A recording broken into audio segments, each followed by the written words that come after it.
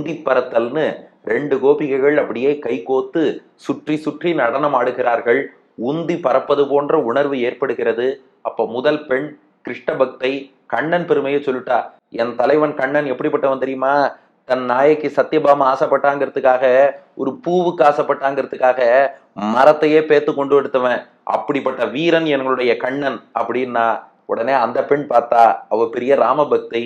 ஏம்மா, எங்க தலைவன் ராமன் சாமானியம் நினைச்சியா? உங்க தலைவன் கண்ணன் ஏதோ தேவர்களை வீழ்த்தினான், நரகாசுரனை வீழ்த்தினாங்கிற. எங்க தலைவன் ராமன் இருக்கானே, பரசுராமனையே வீழ்த்தினான். பரசுராமர் எப்படிப்பட்டவர் அப்படின்னா, ராவணனையே வென்றவன் கார்த்தவீரியார்ஜுனன். அந்த கார்த்தவீரியார்ஜுனனையே வென்றவர் பரசுராமர். அந்த பரசுராமரையே வென்றவன் என்னுடைய தலைவனான ஸ்ரீராமன். அந்த ராமனுடைய வில்லின் பெருமைக்கு கண்ணனுடைய வீரம் என்பது ஈடாகுமா? உடனே ஒரு கேள்வி கேட்டாளா அந்த பெண். நன்னா இருக்குடி, பரசுராமரும் பெருமாள் தான், ராமனும் பெருமாள் தான், இவர் எப்படி அவரை வீழ்த்துவார் அப்படின்னு கேட்டா, அதுக்கு மாமுனிகள் அழகான வியாக்கியானம் பண்ணார். பெருமாள் அவதாரத்துல 3 வகை இருக்கு.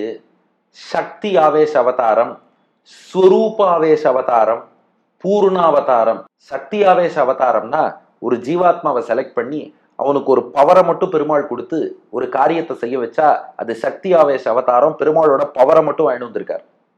ஸ்வரூபாவேச அவதாரம்னா ஒரு ஜீவாத்மாவுக்குள்ள பெருமாளே இருந்துட்டு, பெருமாள் எல்லாருக்குள்ளயும் இருக்காருங்கிறது வேற விஷயம்.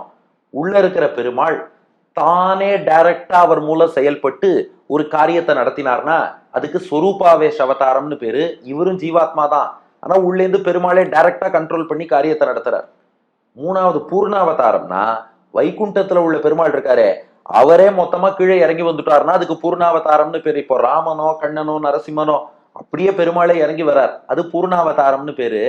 இதுல கார்த்தவீரியார்ஜுனன் ஒருத்தனை பார்த்தோமே, அந்த கார்த்தவீரியார்ஜுனன் யாருன்னா பெருமாளுடைய சக்தி ஆவேச அவதாரம். அவன்கிட்ட பெருமாள் தன் சக்தியை கொடுத்திருந்தார். அந்த சக்தி ஆவேசமாகிய கார்த்தவீரியனை ஸ்வரூப ஆவேசமான பரசுராமர் வீழ்த்திட்டார். ஏன்னா இவருக்குள்ள பெருமாளே இருந்து வேலை செய்யறார். கார்த்தவீரியன் சக்தி வேணும் தான், ஆனா இங்க உள்ள பெருமாளே இருக்கார், அதனால முடிச்சுட்டார். இங்க பரசுராமர் ராமன் மோதும் போது பரசுராமருக்குள்ள ஸ்வரூபாவேசம். ராமன் சாட்சாத் அவதாரம், பூர்ண அவதாரம். அப்ப நிஜத்துக்கு முன்னாடி நிழல் நிக்க முடியாது இல்லையா? அதனால ராமன்ட்ட பரசுராமர் தோற்றார். இப்ப என்ன வேறுபாடுனா, ஏதோ இந்திரனை வீழ்த்தினான் நரகாசுரனை வீழ்த்தினான்னு கண்ணனை பத்தி சொல்லிட்டு இருக்கே, எங்க ராமன் எப்படின்னா பெருமாளுடைய பவரை, பெருமாளுடைய அம்சத்தை வாங்கிட்டு வந்த வாழை கூட வீழ்த்துறான்னா பெருமாளையே வீழ்த்தக்கூடிய பெருமாள் யாருன்னா ராமன். அப்படித்தானே அர்த்தம். அப்ப கண்ணன் மேலையா ராமன் மேலையான்னு பாத்துக்கோங்க.